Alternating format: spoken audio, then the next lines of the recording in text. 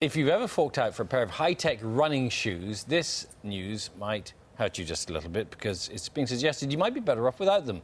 And invest in footwear that gives a bit of protection while enabling you to run as if your feet were bare. Ouch. Scientists at Harvard have found barefoot runners have more spring in their step and they're less likely to injure their feet. John Maguire went to the University of Bath to find out why. Well, these are my happy feet. We're here at one of the sports science labs in the University of Bath. As you can see, I am actually wearing some footwear, but this is about as close to barefoot running as you can possibly get. Let's talk to Lee Saxby, a barefoot running coach. Lee, how am I doing? To be honest, terrible. Oh, John. thank you.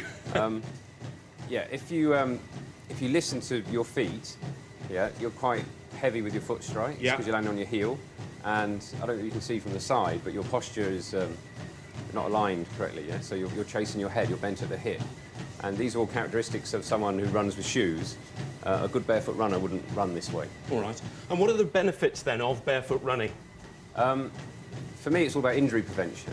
Okay, so 85% of runners will give up because of an injury, some sort of chronic injury. But when you master barefoot running, it's how nature intended you to run, so therefore your injury potential is dramatically reduced. OK, well, let's see how it's done properly. We'll get Graham onto the treadmill.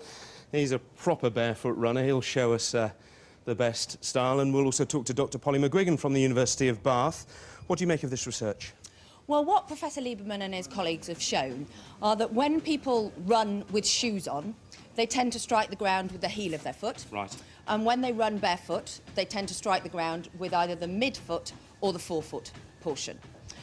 Now, the consequences of this are if you strike the ground with your heel, it sends a big impact shock wave all the way up your leg, which has been associated with repetitive strain injuries and running. If you strike the ground with your midfoot, that absorbs a lot more of this shock wave, and the foot is much more able to function like in a natural way. The elastic structures within the foot can store and release the energy in a more natural way.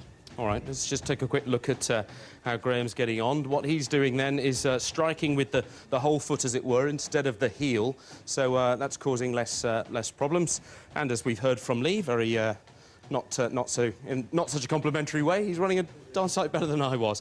Let's talk now physio at the University of Bath. What's your experience of barefoot as opposed to conventional? Well, I've done a lot of barefoot work myself, because martial arts for over 30 years, and as you know, that's all barefoot training. Yeah. I get a lot of runners in. They have a lot of injuries from Achilles tendonitis, knee pain, back pain, and a lot of it we look down, it's the way they run. The heavy heel striking puts a lot of shock up through the body, as Polly's explained, and so I try to teach them how to load their body correctly, and as Lee lighted to, of loading each body segment over it as it should be. So I get them teach how to stand properly, how to move properly, and then they need to learn how to run.